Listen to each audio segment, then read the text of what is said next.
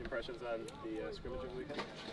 Yeah, it was a fun scrimmage for us. We didn't do anything out of the ordinary. We pretty much would just run RPO and just typical pass game.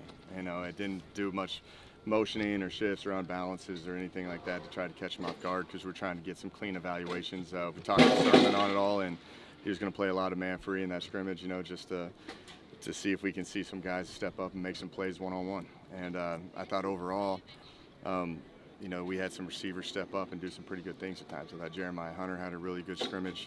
We held J-Odd out just, so we were trying to put an emphasis on the perimeter a little bit and more about that kind of 2, 3, 4 position at running back. But the receivers stepped up and made quite a good amount of plays. And then from the running back standpoint, I thought Ashton Stredick had a pretty good day as well. And you got Isaiah Fonse had a good day, and you got Jet, Javen Thomas, a lot of reps as well. So a lot of great evaluations from the scrimmage, and started off a little bit sluggish and ended up strong. Still a lot of room for improvement, but I think we're getting a pretty good identity of who we're going to be when we start versus North Texas. Didn't look like you're in a position to choose a starting quarterback yet after Saturday, right? No, not yet, but the sooner the better is where it's going to be, and hopefully we get that for you here pretty soon. Would you consider playing 2 quarterbacks in the opener? That's up for discussion. I've never done that before, but you guys watch it every day too. You see how close of a competition this gets at times. So, that might be the discussion that we have over the next few days. What would be the benefit or the drawbacks of doing that? At non-conference game, it's with this transfer portal, there's going to be a lot of guys being played, like they're going to play, and we got to get evaluations on them pretty quickly on how they react in a live setting, and again, a national TV game and things of that nature. So it's really for a lot of different positions and play a lot of bodies, and plus it's going to be pretty hot in Denton, so we're going to try to rotate a lot of guys. So when it comes to QB play, I think if you're going to play with 2 QBs, you're going to have an idea of, maybe 2 drives, and then the next one is, and then whoever catches the hot hand, you kind of go from there. If you had to play this week, would you feel comfortable with your quarterback position? I would, yeah. I feel like all 3 of them are operating at a high level, and they understand what needs to be accomplished, and the rest comes down to the execution side, but I feel good about them putting us in the right positions to have success. Who are some of the backup receivers that have helped their case in the last few practices? Marquise Montgomery came alive in this last scrimmage, and he was dominant. It was good to see. But I think Brian Hightower had a lot of big-time catches. Obviously, I said Jeremiah Hunter. We didn't have much of Monroe and Maven. We kind of held them out in this. They got a lot today. Taj Davis stepped up and made some plays as well. So Tron Grizel's obviously playing at a high level. So those are kind of the guys that are stepping up to the occasion, making it hard on the decisions on who's going to be the starters and who's going to be the next one in. So really pleased with how they've kind of came along, the past few days. How does Alfieri fit into this picture? Because he seems to continue to get better and more comfortable at that position. Yeah, we tried to give him some evals in this scrimmage as well, and we put him in, and he did some good things. He was moving the ball. I think he's a bigger back, that when he gets north and south and he gets some momentum going, he's pretty tough to tackle. So the team gets pretty fired up when he goes in the game. We put him in a little bit today too, and I don't know if you saw the reaction of the team, but it's a kid, he's doing everything right. He doesn't complain about playing time or anything of that. He just, when his opportunity comes, he goes out there and shows out as best he can. Sort of your short yardage guy? He's up for it. That was the audition that we were giving him, so we'll see where it goes. Is he a good example of a guy who switches positions and sees it paying dividends? I think. Did he start at linebacker? Yeah, so he's been linebacker, tight end, and running back, and he was in the tight end room. But then we had all the running back injuries in spring, so we moved him over there, and he ended up being pretty good at that position. So we just kind of kept him there as a reliable guy, and very thankful for him and just having that opportunity to just move positions and help the team out in any way he can. What kind of impact would you say that the newcomer transfers have had on the offense? I think a lot. I think it's provided a lot of depth. Just in today's time, spring. We didn't have very many bodies, and so you had to kind of modify a lot of practices, and you're really looking at depth and just trying to get in as many players as possible, just due to injuries and just the attrition of a season. You need bodies, and The hardest part is just building that continuity now, you know, and I think that issue is not just for us, it's for everybody across the country, you know. Any particular position that transfers have made the biggest impact? I would say the offensive line, you know, with Wyckoff and Barrett Miller, like those guys are doing a great job of just adding depth.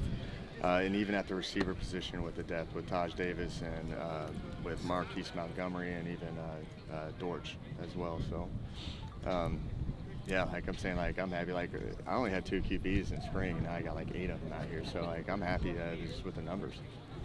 What would you say about the offensive line? What would you say in general about your feelings about that? I think they're the most experienced group we got. They played a lot of football between all of them, and I think that they're just hard workers. They're kind of just really the pulse of our offense, because like the consistency that they're playing with. You know, are they going to have mistakes? Yeah, everybody has mistakes, but for the most part, they're playing well. They're building great continuity, and they're being consistent with what they do, and that makes it a lot easier as a play caller when you know that you're at least going to have a good amount of time. What they do well and not so well, will that determine the quarterback choice at all? Yeah, I think a lot of that is just the flow of the game. You know, like it's a unique, you know, quarterback room with pocket passers and dual threat guys. So, you know, like you always like the dual threat guys, you know, that if you are having protection issues because they can get you out of bad plays. But then there's also the element of where we need to stay in the pocket and not scramble and you know, deliver the ball on time. So, you know, it's, you know, there's a lot of give and take when you have that. But to me, it's, you know, we just got to get the offensive line in a comfortable position to be consistent with what they do and let the skill players go react. How close are you to settling on a top 5 there at the offensive line? I would say here pretty soon. I like those, you know, we got another day of camp left, another evaluation day, and I think those conversations are going to come quick. You know, rather get the drama out of the way a little bit earlier if we can, but you know, some of these competitions may need some, like, you may solidify some position groups, but there's some other ones that we might need a little bit more evaluation down the line. But I'm all about trying to get that settled in as, you know, as quickly as possible and making sure that we're doing the right thing. There were a handful of interceptions last week. Ben and Sam both talked about footwork on those days. Was that kind of what you saw in those situations too?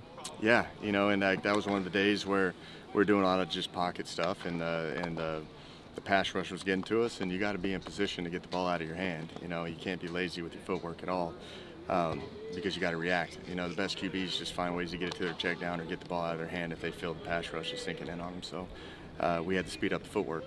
I'm glad they said that, and because at least it's like it's getting through to them about the importance of it. So yeah, it's all about the footwork. They both seem to respond pretty well and have been, you know, good since then. What have you seen from them since that day? Yeah, I thought Sam had a really good day today.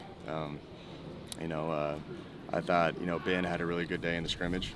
You know, so like I think then Fernando's just been consistent every single day. So I think they're just kind of slugging it all out right now. But what I've seen, that they're not making the same mistakes twice. You know, there's a lot of gray area, you know, with quarterbacks playing in this scheme of when do you hand it off and when do you throw it, and like certain looks, and they've came a long way since practice 1 of fall camp to, you know, today was practice 15, I believe, and that they've done a great job at just understanding what needs to be accomplished, and the efficiency and just the decision making is what's been really pleasing me right now. Talking to Jeremiah after the scrimmage, he mentioned choice routes was something that he was like confused on at times. I think he said he came to you and talked about it and what he needs to do and all that. What have you seen from, you know, all the guys when it comes to, you know, those choice routes? Yeah, you know, we know Jeremiah's talented, and he made some great plays today as well, but it's just when the team starts to do some bracket coverage and double team, you know, like the choice routes that we have in, it's all about finding grass and space, and it's hard to it takes a lot of reps.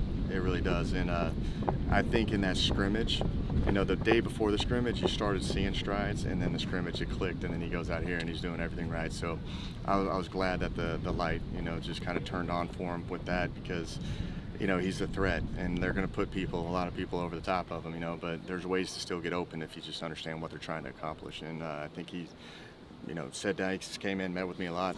We've had a lot of discussions, and it's really fun watching it go out there and then play like pretty strongly on the field. Do you expect him to get bracketed a lot?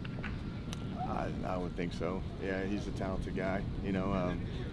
But that's the beauty of this offense. You know, you spread it all out, and you know, if you want to bracket, you know, Jay Hunt, then you're going to have opportunities to probably run the ball, and then whoever's going to be on the other side of the ball as well for one-on-one opportunities. there were plays Saturday where receivers were all deep and they were covered and they weren't breaking off the routes and finding green grass. How do you reinforce that principle? We reinforced it in the walkthrough after that. You know, and we did the 2-minute scenario, so you know there were some tough looks for like the 2s and the 3s to go up against, and scramble drill was in full effect. You know, and that was something that we've been putting an emphasis on working the grass, and understand that you know if you got a guy like Sam in the game, you know, like there's an opportunity for big plays. You know, and that's like how I did things with Johnny Manziel and Kyler Murray. You know, it's just you got to work scramble drill a lot. You know, Davis Webb, I didn't do that as much. You know, it's more about getting the ball out on time and decision making. So we emphasized that a lot over the last like really 48 hours. How much is your confidence in the quarterback's ability to limit turnovers a factor in deciding who gets That's the big. It's the detrimental plays that we talked about at the beginning of fall camp that we were having a lot of them. That's where I was pleased with just the efficiency and the decision making, and they're not making the same mistake twice, so that's going down. But you know, it's tough to overcome like a lot of just detrimental turnovers. So like that's kind of the short leash for whoever's going to go in the game. You know, you got to take care of the football. You know, if not, you know, we got other guys coming in if we decide to go that direction.